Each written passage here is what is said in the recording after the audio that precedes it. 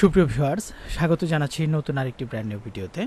আজকের এই ভিডিওতে আমরা যে বিষয় সম্পর্কে আলোচনা করব সেটি হচ্ছে এসএসসি বিএমটি 2024 সালের শর্ট সিলেবাস অনুসারে এসএসসি বিএমটি ফার্স্ট ইয়ার বা প্রথম বর্ষের অর্থনৈতিক এবং বাণিজ্যিক ভূগোলের অর্থনীতি যে বিষয়টি রয়েছে সেখান থেকে আমরা গুরুত্বপূর্ণ রচনামূলক প্রশ্ন এবং উত্তর নিয়ে আলোচনা করব আজকের এই ভিডিওতে। সেই সাথে আপনারা অর্থনীতি এবং বাণিজ্যিক ভূগোলের সকল ক্লাস পেতে এই ভিডিওর প্রথম যে কমেন্ট রয়েছে সেই প্রথম কমেন্টে থাকা লিঙ্কে ক্লিক করে আপনারা কিন্তু পুরাতন ক্লাসগুলো দেখে আসতে পারেন।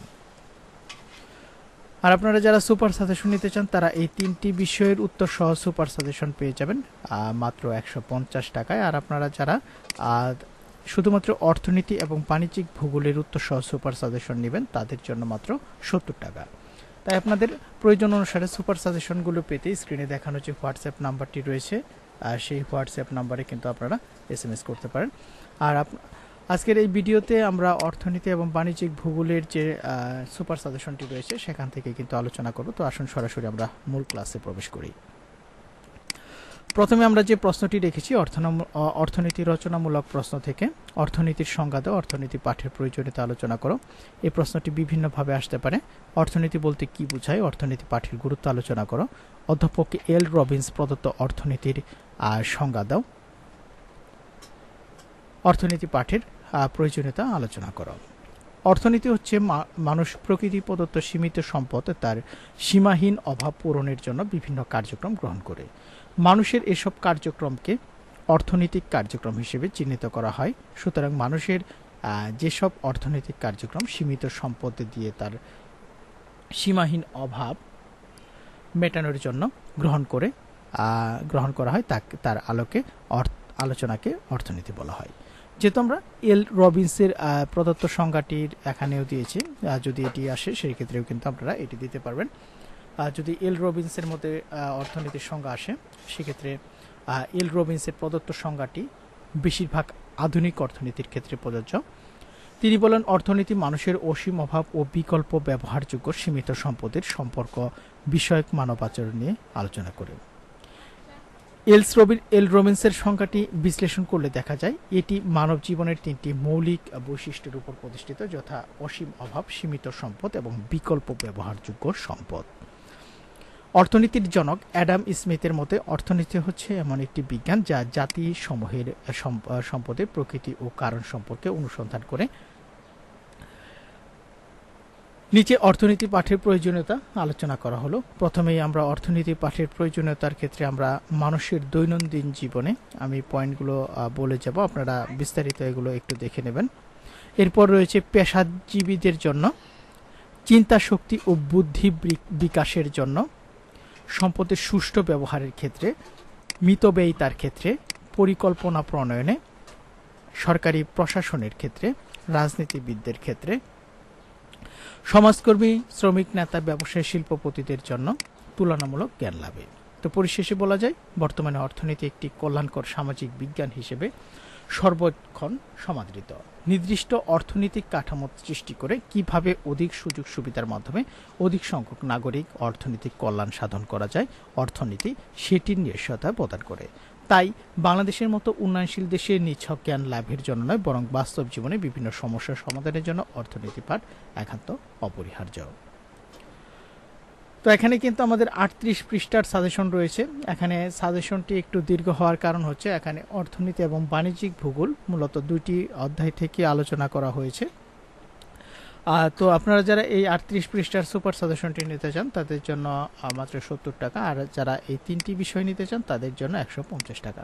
তো আপনারা আমাদের প্রয়োজন অনুসারে সুপার সাজেশনের উত্তর সহ পিডিএফ ফাইল নিতে স্ক্রিনে দেখানো হোয়াটসঅ্যাপ নাম্বারে কিন্তু আপনারা মেসেজ করতে পারেন। এরপর আমরা যে প্রশ্নটি আলোচনা করব সেটি হচ্ছে নির্বাচন সমস্যার আলোকে মৌলিক অর্থনীতির সমস্যা আলোচনা করো। তো মৌলিক অর্থনীতির সমস্যা কয়টি ও কী কী, এই দুটি প্রশ্ন উত্তর আমরা দেখব।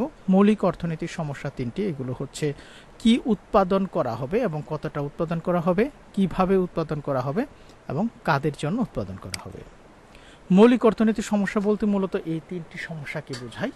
দেশের অর্থনীতিতে সঠিকভাবে চালনা করতে প্রত্যেক দেশেরই এই তিনটি মৌলিক সমস্যার সমাধান খুঁজতে হয়।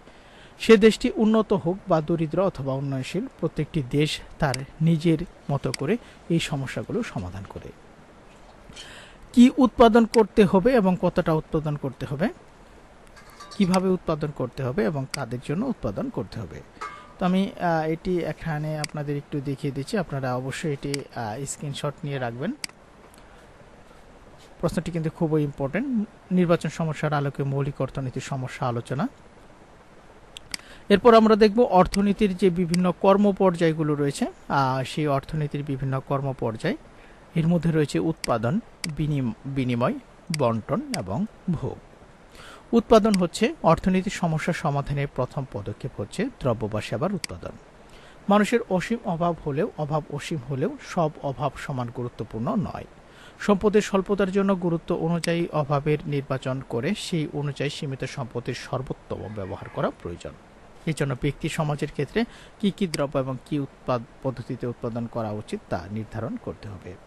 এভাবে সম্পদ সুষ্ঠু ব্যবহার দ্বারা উৎপাদন বৃদ্ধি করায় অভাব পূরণের প্রচেষ্টা গ্রহণ করা হয়। বিনিময়, মানুষের প্রয়োজন যত বেশি বৃদ্ধি পাবে, উৎপাদিত দ্রব্য সামগ্রীর বিনিময়ের প্রয়োজনীয়তা তত বাড়বে। প্রত্যেক ব্যক্তি নিজের কর্মক্ষমতা ও দক্ষতা অনুযায়ী বিশেষ বিশেষ দ্রব্য উৎপাদন করে এবং তার বিনিময়ে অন্যান্য দ্রব্য অন্যদের কাছ থেকে সংগ্রহ করে। এভাবে সমাজে বিভিন্ন শ্রেণীর মানুষের মধ্যে দ্রব্য ও সেবার আদান প্রদান বা বিনিময় সংঘটিত হয়। কাজে বিনিময়ের মাধ্যমে মানুষের বিভিন্ন রকম অভাবের মধ্যে সমন্বয় সাধনের ফলে ভোগ বৃদ্ধি পায়। বন্টন, উৎপাদিত দ্রব্য সামগ্রী সমাজের বিভিন্ন শ্রেণীর মানুষের মধ্যে কিভাবে বা কোন নীতি অনুযায়ী বণ্টিত হচ্ছে তা নির্ধারণ করা একটি অর্থনৈতিক সমস্যা। উৎপাদন ক্ষেত্রে উপাদানসমূহ যেমন ভূমিশ্রম, মূলধন ও সংগঠন যে অবদান রাখে তাদেরকে তাদের প্রাপ্য পরিতোষিত, যেমন খাজনা, মজুরি, সুদ ও মুনাফা বন্টন করে দেওয়া একটি অর্থনৈতিক সমস্যা। উৎপাদিত দ্রব্য সামগ্রী এবং উপাদানগুলোর দাম যত সুষমভাবে বণ্টিত হবে, সমাজের অর্থনৈতিক কল্যাণ তত বাড়বে। এরপর রয়েছে ভোগ। সব ধরনের অর্থনৈতিক কর্মপ্রচেষ্টার মূল লক্ষ্য হচ্ছে ভোগ। দ্রব্য বা সেবা ভোগের মাধ্যমে অভাব পূরণ হয়। সীমাবদ্ধ সম্পদ দ্বারা উৎপাদিত দ্রব্য সামগ্রী ভোগের মাধ্যমে কিভাবে সর্বাধিক তৃপ্তি লাভ করা যায়, মানুষ নিরন্তরভাবে সেই প্রচেষ্টা চালায়। পরিশেষে বলা যায়, উপরোক্ত আলোচনা থেকে প্রতীয়মান হয় যে অর্থনীতির সমস্যা সম্পূর্ণ হয়। তো আমরা আজকের এই ভিডিওতে এই 3টি প্রশ্ন আলোচনা করলাম। তো পরবর্তী ভিডিওতে আমরা পর্যায়ক্রমে আরও প্রশ্ন এবং উত্তর এবং সেই সাথে বাণিজ্যিক ভূগোল এবং সংক্ষিপ্ত প্রশ্নগুলো আলোচনা করব। তো পরবর্তী ভিডিওটি পেতে অবশ্যই আমাদের এইচএসসি বিএমটি ইউটিউব চ্যানেলটিকে সাবস্ক্রাইব করে পাশে আসা বেল আইকনটি বাজিয়ে রাখুন। আর যারা সুপার সাজেশন নিতে চান তারা স্ক্রিনে দেখানো হোয়াটসঅ্যাপ নম্বরে মেসেজ দিয়ে আপনাদের প্রয়োজন অনুসারে উত্তর সহ সুপার সাজেশনের পিডিএফ ফাইলগুলো কিন্তু সংগ্রহ করতে পারেন।